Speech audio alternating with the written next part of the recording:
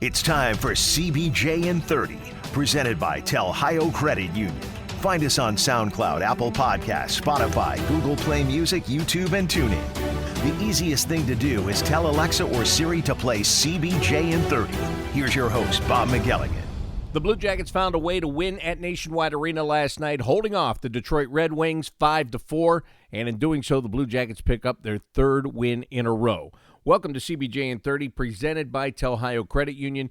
Coming up in just a little bit, you're going to hear from Ken Daniels, who is the television voice of the Detroit Red Wings on Fox Sports Detroit. We're going to talk about a lot of things, everything from refereeing to Mike Babcock being fired by the Toronto Maple Leafs.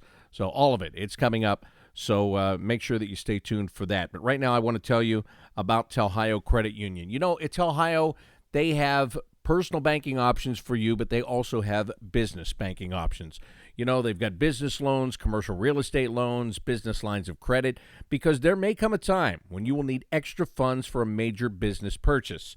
So you should consider using one or more of the business loan options through Telhio. They have an award-winning business lending department that offers a variety of business loans to keep you going without missing a step. If you want to find out more, all you have to do is go online to telhio.org. You can find out all about that and all of the other services that they provide. If you can't find the answers to your questions, there's a live chat button that you can click on and get somebody to help you right away. Or you can stop by one of their local offices. Telhio Credit Union is open to everyone in central and southwestern Ohio, and they are federally insured by NCUA. So the Blue Jackets get the win last night. As I said, not only did they hold off the Detroit Red Wings, but they actually had to come from behind against the Red Wings. And let me just start by saying this. In my opinion, and based on what I watched last night, the Detroit Red Wings are not a very good team. They're really not. I mean, they've got 17 points. They sit at the bottom of the Eastern Conference. There's a reason for that. They are still in the midst of their rebuild.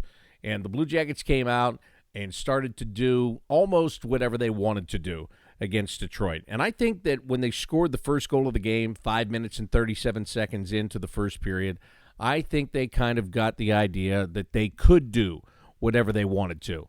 And I think that was to their detriment, quite frankly, because I thought then they started to try to do too many things, too many passes, don't put the puck on net enough. Don't just make the simple plays, try to make it fancy because you can go through these guys like a hot knife through butter. I think they got caught up in that, quite frankly, at different points in that game.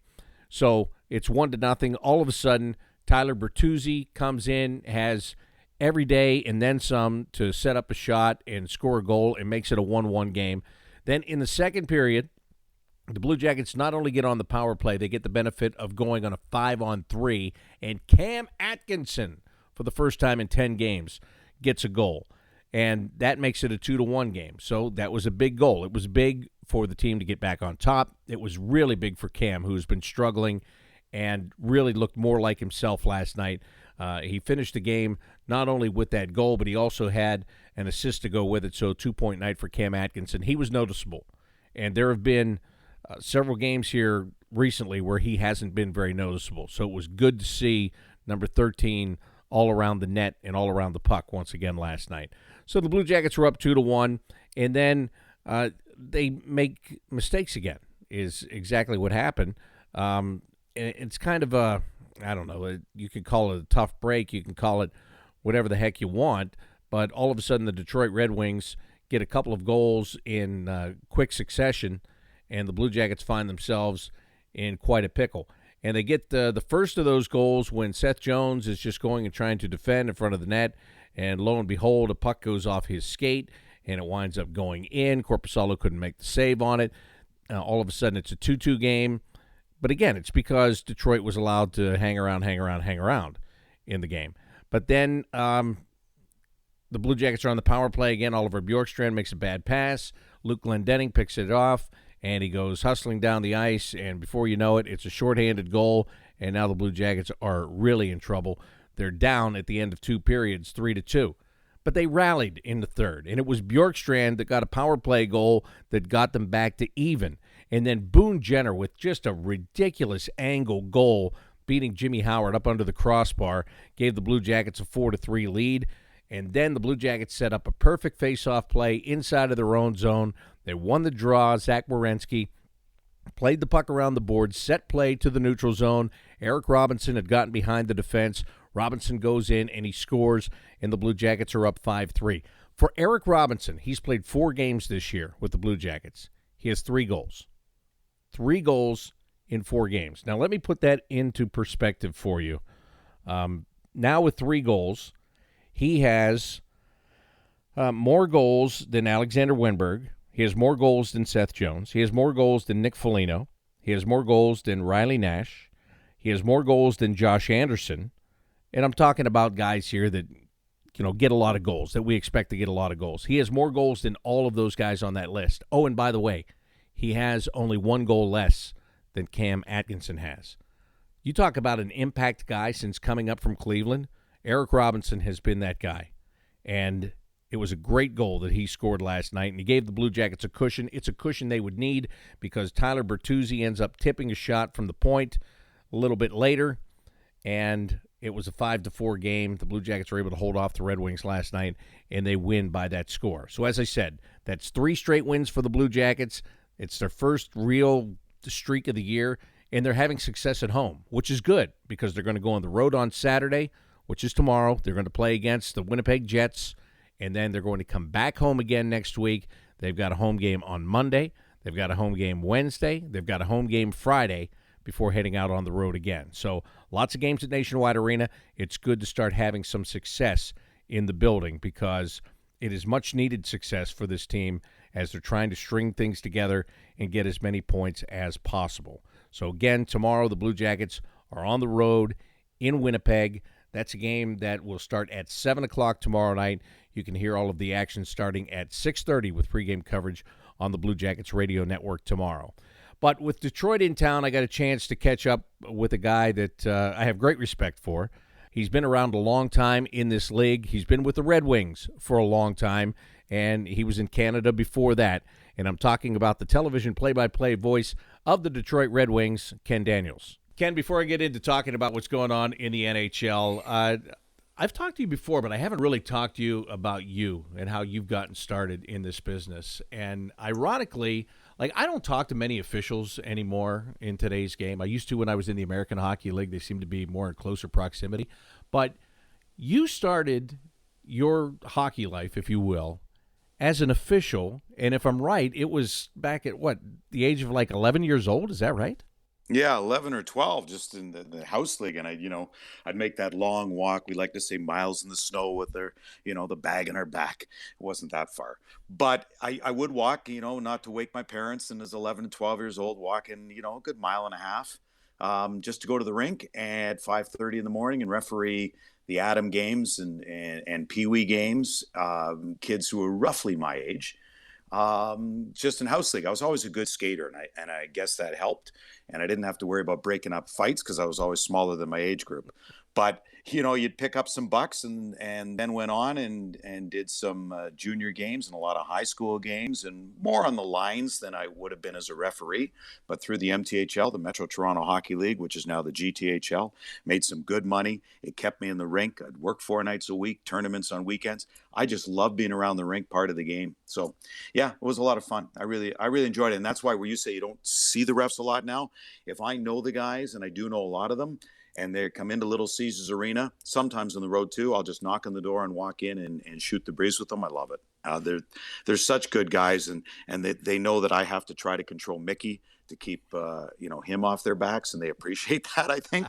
So we had the roast for my late son, and we roasted Mickey, and the NHL Officials Association and through Dan O'Halloran bought a table. So when I was up there doing my speaking to begin the night, I thanked the referees, and I mentioned the fact that the referees actually bought a table to an event roasting Mickey was not lost on any of us. The irony of that. So it was pretty funny, but I just love the guys. They take a lot of heat. They're following instructions. Nobody's perfect, but they're a great group. And more often than not, unfortunately, lately, I feel badly for them in the abuse that they take. Let me ask you, from an official's perspective, we had the incident that happened here a couple of days ago with Matt Calvert getting hit with that puck and being injured, and the play was allowed to continue. And we've seen this. The Blue Jackets in the playoffs a couple of years ago, Zach Werenski took a shot in the face, and the play continued, and Pittsburgh scored a goal.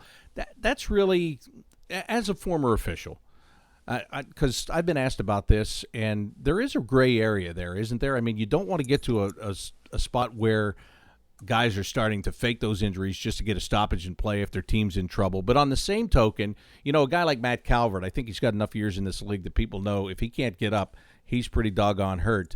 But the rule is such for interpretation there, isn't it? It is. It's for interpretation. I think if they had to do it over, they would have blown the whistle. And for me, the giveaway was when Elias Pettersson, who hit him, puts his arm up, takes a look, then the guy's in trouble because he probably heard him scream. Or knew exactly what happened or saw the blood immediately. I don't know. But as an official, when you're reading that, it's like we had the puck hit the netting here in a game and they score and you see two guys stop looking, Nielsen points, another guy stops skating. That's when the referees, if they're not sure and you see that, sometimes you don't want to guess. We saw when guessing happens, right? But when you read the players, and this for me is you read Calvert, you read Pettersson, you blow the whistle. I get it. I get why they don't, and that's the rule. And just to what you said, you don't want the guys faking. But I think if they had to do it again and you see a guy in distress, you blow the whistle. Like Nathan McKinnon said, if LeBron James were down and bleeding from his head, doesn't matter if somebody's going to shoot a three-pointer, you're blowing the play dead, and you would. And I think had they done it quickly enough, it wouldn't have mattered, and no one would have argued. I think next time you'll see that. Yeah, I do agree with that. And I think, again, in this day and age when there's so much attention paid to blows to the head in general, I think you could change that rule. You could word it however you wanted to, but if a guy gets hit in the head, the play should probably stop immediately anyway. Yep, for sure. Yeah. So you refereed all the way. You put yourself through college as being a ref? Well, pretty much. I mean, my dad helped out a bit, but remember, you're talking about the 1970s now. So when I went to York University in Toronto, as I like to say, all you needed to get into York University was $800 and a pulse. So it's not like my grades were outstanding, but they were okay. Back then, 80 really said something. Now 80, I don't know where it gets you into anything. But anyway, we had grades 12 and 13 back then. So we used to call college in my day growing up in Toronto was grades 14, 15, and 16. So it was a little different. But yeah, I think most of the money went there. I more or less bought myself my first car with the money that I had saved. And in my best year and a half refereeing, I made between $4,000 and $5,000 cash. So that was pretty good. I mean, you're 19, 20 years old and you're making that kind of money, but I worked a hell of a lot. I was working 4 to 5 nights a week. It tells you how much I wasn't dating.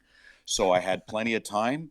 And then on weekends, I do remember when my first love of my life, and when she said, "Where are you going?" And I said, "Referee in today again, whatever." I said, "You want to come?" She goes, "Sure." I'm going to come watch, and all the other girls are going to be there, and they'll say, "Who are you watching?" "Oh, my guy plays here," and I'm going to say, "I'm here to watch the referee." That's not happening. So I couldn't blame her on that end. So I had a lot of time but she was great. So I had a lot of time just spending in the rink, and I made a lot of money. So it's funny, I kept track of all of it, and that's why I know how much I made, because I was one of those meticulous guys, which made me either a nerd or got me in perfect line to do this job, of which you have to be somewhat meticulous, as you know, doing play-by-play, etc. So I kept track of what I made. That's why I know how much I made. So it was pretty good cash. I bought a GLC Mazda Sport car, which was about $8,000. So I paid for most of that, a little bit funding through school. But don't forget, I was in Toronto and I was living at home. So my dad helped out, but I wanted to do it on my own. And he said, "You save up for your car and I'll help you here and there." And that's what I did. So good lesson for the kids. You can do stuff on your own. Although today's world, I think too much is just expected, isn't it? Yeah, I have a high school senior and a high school sophomore. Believe me. I hear you. Yes, so much. Yeah. And I tried to get my senior years ago. He did a little bit of refereeing, and I say a little bit because that's all it was. And I tried to drive him into that because I thought a couple of things. Number one, it's free skating, right? I mean, you're getting paid to go skate for the duration of that game, so you can get better. And the other thing is, I think you get more of an appreciation for the officials when you're playing as far as what they're going through. 100%. That's why I do. That's why I have an affinity for them now. I get it. And sometimes I see the call and I go, man, and you don't want to get too hard on them, but in the midst of the game, you get a little frustrated sometimes. But I am careful because I do understand. And sometimes I'll like to say, they obviously didn't see that, or from their perspective, this is what they saw or didn't see. And I try to give them the benefit of the doubt. And then Mickey will go off the rails, and then I just keep quiet. That's generally how it works. That's a perfect wingman, though. Yeah, what's that? That's a perfect wingman, though. I guess so. We try. He, as Mickey always says, and I tell the referees this: he's not mad at you guys. He's mad at how the rules are set up by those beyond you. So that's what I try to tell them. That is very well put. That is very diplomatic. I'm talking with Ken Daniels. He is the TV play-by-play voice for the Detroit Red Wings on Fox Sports Detroit. When you got out of college and you got into this business, you didn't go right into hockey, did you? No, I would just try to be Mr. Versatility. I did the overnight news in Toronto, started in Oshawa, just outside Toronto, then got the job to do overnight news in Toronto. So I'd be in at 9 at night, stay till 8 in the morning, go get the police reports, write up stuff for the morning news guys from the police bloggers, from the police blog. But generally, they didn't use half the stuff because I didn't know how to write. And then by listening to enough people, you learn how to write for radio. You learn how to use point form, how to make things succinct, and try to, learn to do interviews that when you're listening to someone speak for 2 minutes long, you can take the salient points out of those 2 minutes and try to put it in your words in 15 to 20 seconds. So it was a great learning experience, but I covered City Hall. I had an office there in Toronto, and I covered Queen's Park, which was the provincial legislature. And then when someone said, hey, Ken, the sports guy isn't here, or Joe Bowen at the time was doing sports, and Jerry Howarth, when they became all news in Toronto, long before the Fan appeared in Toronto as the Canada's first all sports station. So they said, Ken, can you fill in? So it was always, Ken, can you do this? And I'd say, yep, even though I couldn't. Or Ken, can you edit this? Yep, even though I couldn't. And you'd splice the tape and it would break right in the middle and they'd get peeved. But it would just, you learn on the fly. And you just say you could do anything. And ultimately, that's what happened. And that's how I got my first job play-by-play. I'd never done play-by-play before anywhere. And they needed a fill-in for Toronto Maple Leafs radio for Joe Bowen. And Alan Davis, who ran the station, called me, and I had done play-by-play of the Olympics in '88 in Seoul. So I'd done some play-by-play, and Alan said, can you do play-by-play of the Maple Leafs game? This was 1989. And I said, geez, I'm moving tomorrow, Alan. I just bought a house. And he said, have someone else move the ottoman. I'm giving you a chance to do play-by-play of Toronto Maple Leafs hockey. And I said, okay. And I had enough confidence in my ability that I could do it. And that's where people say, boy, you're really lucky. And I say, no, luck is when preparation meets opportunity. So everything I'd done to that end, whether it be thrown into the Olympics and you're nervous as could be and you're crapping your pants because, boy, what do I know about cycling? But you prepared. You learned how to prepare. You learned how to use your voice properly, even though I was horrible in the beginning and was going way too high. And I sat down with Alan Davis after those Olympics in '88, and he said, you were too pitched here. You started here. You had nowhere to go. You're already at the ceiling. You got to build your voice. So all those little things I prepared and just knowledge and learning. When he finally convinced me, I don't know why he had to convince me, it was Toronto Maple Leafs hockey, but he did. And I did the game and I said, you know what? I can do this. So luck is when preparation meets opportunity. The next year they offered me 15 games. Then John Shannon called from Hockey Night in Canada. I want to move you off radio so you get out of your bad habits, meaning talking too much, even though I am now. And then he moved me into TV. And that's how it happened. So I've been very fortunate. I don't want to say lucky, but I've been very fortunate with having people backing me along the way. And that's another good life lesson, though. I mean, this whole thing, what you're talking about, just being courageous enough to try something. I think that's another thing, not to sound like a couple of old guys that fought their way up through the ranks here, but I think that's another thing that's kind of lacking today is that people are too scared to either try something new or they don't have enough confidence in themselves, maybe is what I should say, to put themselves out there and give something a try. 100%. That's right, Bob. The people don't. They don't have enough confidence in their own ability. You have to. Don't be scared. To me, I live on, people say, I guess back in the day I'd be nervous calling games. I'm not anymore. I'm just excited. Aren't you excited when the game's starting? You're not nervous. You're just ready to go. You want to drop the puck. You want to do what you do. So back in the day, I guess I was nervous, but you take that nervous excitement and you build on it. I think Johnny Carson always said that. Jay Leno had said the same thing. Were you nervous to do the Tonight Show? Yeah, you're nervous, but it's a good nervous, and you want to use that energy. You're ready to go. If you're not nervous, then maybe you're just bored and you're not into it. So every game I'm just excited, and you got to push the limits, just like a hockey player. You have to push your limits. The coach puts you in a situation, they're putting you out there, not that you can't do it. They want to see you handle it. So show them you can do it and just work past it. And that's what I try to do. Yeah, and there were a couple of lessons. I had a guy tell me a long time ago, I was moving from a small radio station to a bigger 50,000 watt radio station, and I was just doing a regular show, playing music. And before I did the first show on this bigger station, I said to a friend of mine that I did play-by-play with, and he was an older guy, had been through a lot. I said, I don't get it. I'm nervous. I'm like really nervous to go do this shift today. And he told me, he said, the day that you're not nervous is the day you got to look to do something else, because you should always be nervous in this business when you're doing something new and something different. And I think that's exactly what you're saying. It's that nervous excitement when you're doing something new, right? Yeah. I mean, I get up every day and get to call a game tonight. It's great. Yeah. The other thing It's is now I've been around long enough where I got a young pregame, postgame host this year who, before the first game of the season, it was funny. I was sitting there and I was talking to him and I go, "How you doing?" And he goes, "I'm really nervous." In that same way, but it's fun to watch somebody else come through it. Somebody young, somebody that you know is going to be really good at what they do, and you had a hand in helping them to, to get prepared for that job and get that job, and then to go through that. And I'm sure that you're at that point in your career too, right? Oh, yeah. I get so many emails from people. Hey, can you listen to this demo? Give me constructive criticism. And really, most that I listen to are pretty darn good. And I've told some, I said, boy, this is awesome. I really don't have anything to tell you other than maybe a little thing here or there. And they'll email back, say, no, I need more feedback. And I'm saying, I'm telling you, I think you're pretty good. Just keep doing what you're doing. And I would have, I reached out to Brian Williams, not the NBC Brian Williams, but Canada's CBC Brian Williams, who hosted so many Olympics and has won so many awards and now semi-retired. But I reached out to Brian Williams when I was 17 years old, wrote him a letter. And, how do you get into broadcasting? He had me come down to the TV station. There wasn't much he could do then, but just knowing he was there. And then ultimately, some 8 years later, I get my first TV job and I'm replacing him locally, local sports, because he moved on to network. And 6 months later, I'm hosting Formula One racing on a weekend he couldn't do. And he wrote me a beautiful handwritten letter saying, I always knew you could do this. And it's the same thing I do now. When people reach out to me, I try to pay it forward and reach out to them and try to help when they can. And I love it's me or you. When you have people reaching out to you now, I was there. So I know, I feel myself in them. I'll tell you a quick story. When I got to CBC and Bill Lawrence, who did the weather, he'd been around for years. He hosted Tiny Talent Time in Canada, long before these reality shows. That was way back when for young kids coming on. And Bill Lawrence was one of the greatest gentlemen I've ever met. The phone rings in the sports office. I've been there for about a month and a half, and somebody calls me, and I'd say, talk to him for a bit. And I'd say, give me a call next month and keep in touch with me. And I hang up the phone.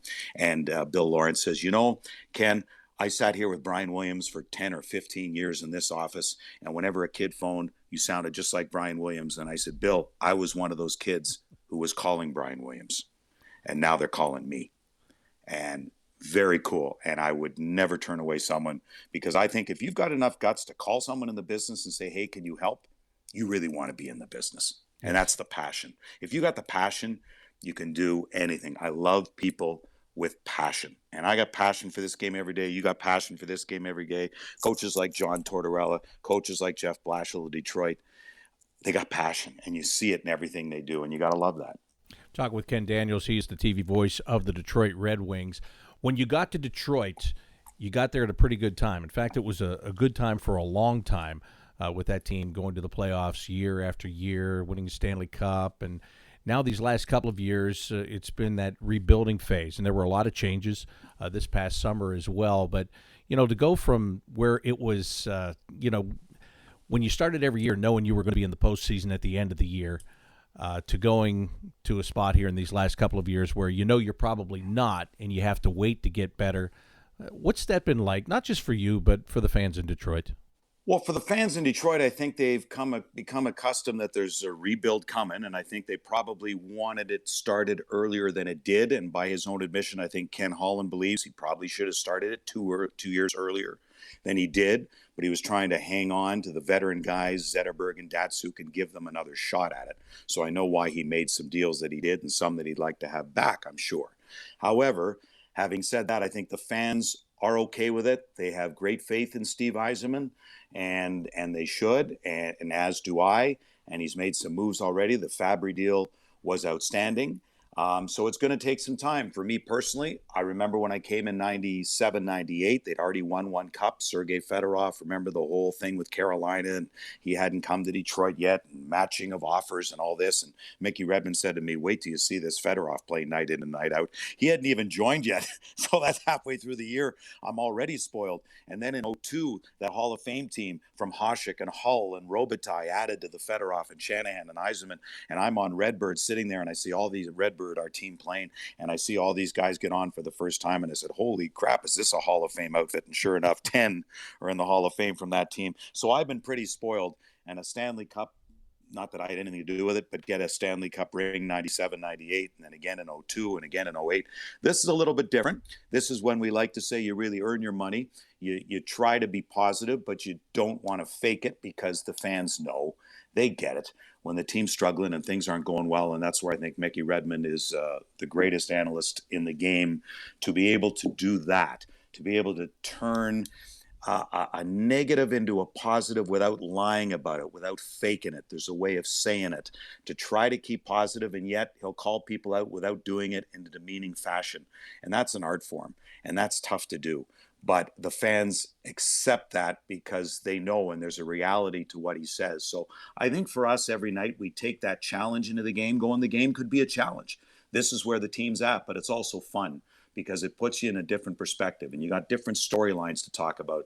And certainly it's not the same old, same old. So that's okay. It's just a different way to go about it. And I think last year, seeing the team, the way they play fast, they play hard. They had a lot of 1-goal losses, which to me aren't really 1-goal losses because you needed 2 to win. So there may be 2-goal losses, however you want to frame it, being a positive or a negative. But the point being that they were in a lot of games, they were competitive. And at the end of the season, Mickey and I talked about this. We said that was one of the most fun years we've had in years, because you're around the kids. The kids have this great vibe about them, and they tried hard. So we really enjoyed it. So it's just a different tact, and I know it's going to get better. May take another 3 years before the team's truly competitive. I hope I'm around to see that, and for a long time yet. So it's been fun. Either way, you enjoy the game. You got a passion for the game. You get through anything. You mentioned that Stanley Cup in 2008. One of the coolest stories about that Stanley Cup is, to me, is that Ken Kal, who does the radio for the Red Wings, was suffering from laryngitis, and you stepped in and called that Game 6 on radio, but you only called it until there was, maybe 10 seconds left, and you took off the headset and you handed it to Ken Kal, and you told him to give the Stanley Cup winning call. First of all, I think that is very classy and really cool of you to do. And, in that moment, was that something you thought about all day, that if it got to that point, you were going to do that? Yeah, I thought about it in the morning when I got the call. I was working for Fox 2, the local station here in Detroit. I was doing post-game analysis for them because we don't do at that time we weren't doing the third round or final. So I got the call that morning. Ken Kal had laryngitis. He'd gone to church to pray, and that didn't work. And I said, oh my goodness, even God's not on his side.